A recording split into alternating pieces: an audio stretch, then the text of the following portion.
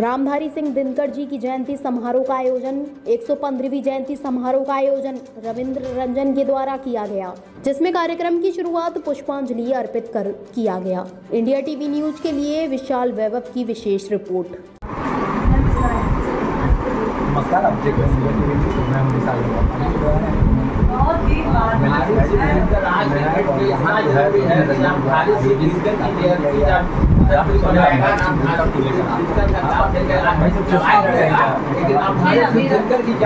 बच्चा पैदा हुआ उसको पढ़े नहीं सजा हुआ आरक्षण हम लोगों के लिए जनरल कर से जा रहा है। भारत के लिए भारत विकास की बात करता है, वो भारत की बातें कर सकता है। विकास भी समझ रहा है, सबका विकास हो रहा है, सबका विकास। सर, आज जो है रामधारी सिंह दिनकर जी कवि हैं, उनके 115वीं जयंती का आयोजन हुआ है। सर, रामधारी सिंह दिनकर जी के बारे में बताया। रामधारी सिंह दिनकर जी हिंदी साहित्य के सूर्य थे। देश की आज़ादी की लड़ाई में उन्होंने महत्वपूर्ण भूमिका निभाई और उनकी कविताओं को पढ़ करके, गुनगुना करके स्वतंत्रता सेनानियों में एक जोश पैदा होता था और वो लड़ाई के लिए आगे बढ़ते थे। आज़ादी के बाद 1974 का जो आंदोलन हुआ, जिसे देश की दूसरी लड़ाई का नाम दिया गया, इंदिरा गांधी की तानाशाही के ख़िलाफ़ में, तो उसमें भी दिनकर जी की ही वो पंक्ति लोग गुनगुनाते थे, सिंहासन खाली करो कि जनता आती है।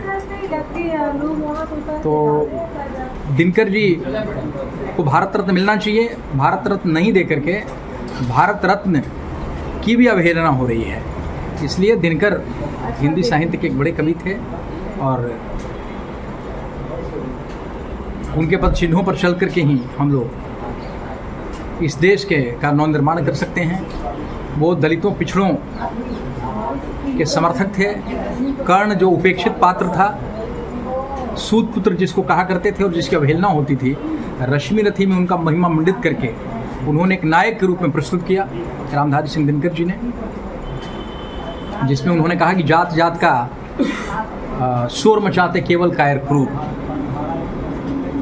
यानी कर्ण जब कहता है कि जब पूछा गया जाति के बारे में, उसने कहा कि जाति तो मेरा बुद्धदंड है, अपनी बाहों की तरफ इशारा करके कहता है और कहता है कि जात का नाम केवल कायर और क्रूर ये करते हैं, शोर मचाते हैं। तो दिनकर ऐसे रचनाकार थे जो उन्होंने पूछ की रात एक किताब लिखी, जिसमें किसान कैसे पूछ की रात में खेतों में जाता है और काम करता है ठंड में।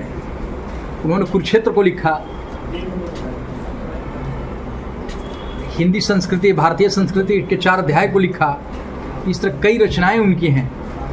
उन्हें भारत का जो साहित्य का सर्वोच्च पुरस्कार था, भारत भारती पुरस्कार, वो भी उन्हें मिला। लेकिन साहित्य नहीं, वो तो कई क्षेत्रों में सर्वोच्च पद पर रहे, जिसका जिक्र मैं पहले कर रहा था। शिक्षा के क्षेत्र में, राजनीति के क्षेत्र में राज्यसभा के मेंबर भी रहे। उन्हें निश्चित रूप से भारत रत्न मिलना चाहिए, इसकी मैं मांग करता हूँ। सर, आजकल के युवा जो है देखा जा रहा है मोबाइल के समय में किताबों से दूर होते जा रहे हैं, साहित्यों से दूर होते जा रहे हैं। ऐसे में रामधारी सिंह दिनकर जी का जो एक तरफ मतलब आप लोग जयंती मना रहे हैं, लेकिन युवा कहीं ना कहीं दूर होते जा रहे हैं, तो वैसे युवाओं को क्या संदेश देना चाहेंगे? युवाओं को प्रेरणा लेनी चाहिए रामधारी सिंह दिनकर की किताबों से।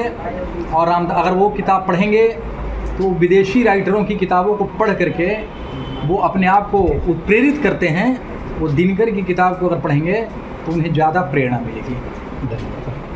तो ये थे हमारे साथ रविंद्र रंजन जी, जिनका कहना था कि युवा जो है विदेशी किताबें पढ़ के जो काफ़ी प्रेरित हो रहे हैं, वे अगर रामधारी सिंह दिनकर जी के लिखी हुई किताबों को पढ़ेंगे तो कहीं ना कहीं उनके लिए लाभप्रद होगा। तो तमाम खबरों के लिए आप बने रहिए इंडिया टीवी न्यूज़ के साथ। कैमरा पर्सन चंदन के साथ विशाल वैभव, पटना। ताज़ा खबरों से जुड़े रहने के लिए हमारे चैनल को सब्सक्राइब करें और बेल आइकन को दबाना ना भूलें, ताकि हर खबर की नोटिफिकेशन